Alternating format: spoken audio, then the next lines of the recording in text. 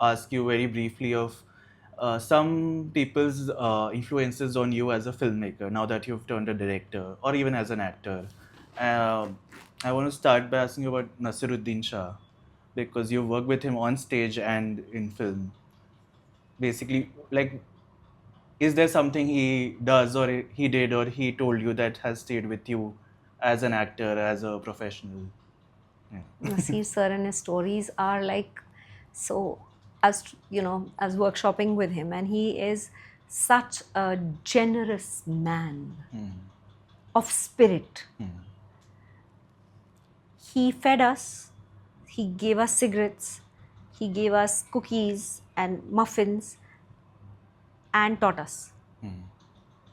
There was Hiba, there was Ratna ma'am, there was Huda, Randeep Huda, there was Ankur Vikal. There's a bunch of us. He'd got all of us together and was workshopping us because he said that working actors need to be training themselves. And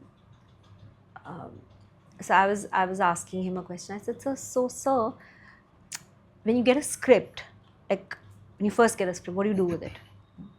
He said, learn your lines and don't walk into the furniture. I was like, yes, sir. Got that. Yeah. So it's simple. Yeah. Do your hard work. Do the work. बाकी की intellectual ऊपर की बातें ये वो सब the more you do the lines, they will suggest things to you. Yeah. I think the famous line that he said a lot is that an actor should not act or an actor should not think, an actor should do, which is also so fundamental, which a lot of actors forget about. Absolutely. Another name is Amir Khan because I think you're one of the few actors who have been directed by him. How was that like? Has the director in him somewhere shaped you as a director also? 100%. Probably one of the biggest influences. I saw him and I had my eyes. Amir is, I watched him on set and I had my eyes on him all the time. I don't think he was aware. But I was watching the process. I remember seeing Lagan in the cinema and I was thinking, that's it.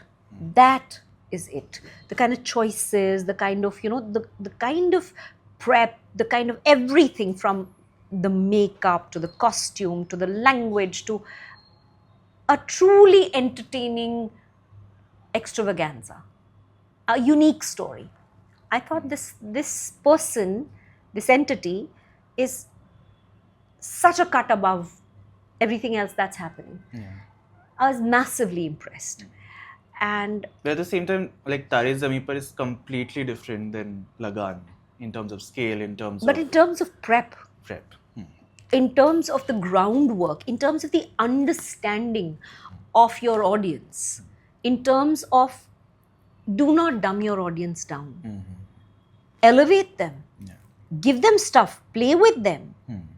This is a strange arrogance that we have कि हमें समझ में आ रहा है उनको नहीं समझ में आएगा.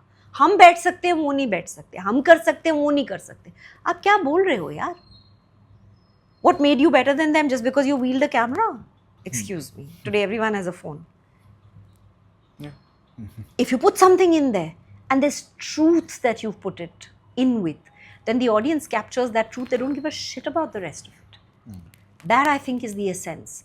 And I think the kind of prep that he does, the way he did he divided every scene into 4 quarters, every how everything was planned, meticulous, organized. So I had a vision that if someone was looking at the unit of Tare Zameen from the universe, from the sky, they would feel like it's one animal. Everyone, because he made sure that he did the narration of the film for the entire unit. So down to the spot boy, to HODs, to everybody knew आज कौन सा scene करे, वो वाला scene कर रहे. And everyone had, if they had an opinion, they could tell Amir. And he would take it because what makes you, film तो सब देखते हैं ना, आप कोई you're not doing quantum physics कि किसी की समझ में नहीं आएगा. You're making a film for people, so people will understand it. So everyone's opinion counts for one vote. And so he did it like that, and I love that. Irfan Khan, when you worked with him on Kissa, And before on the Star Before you, bestsellers. we've already talked about, but even then, yeah. I saw Irfan through many phases. First as a co-actor,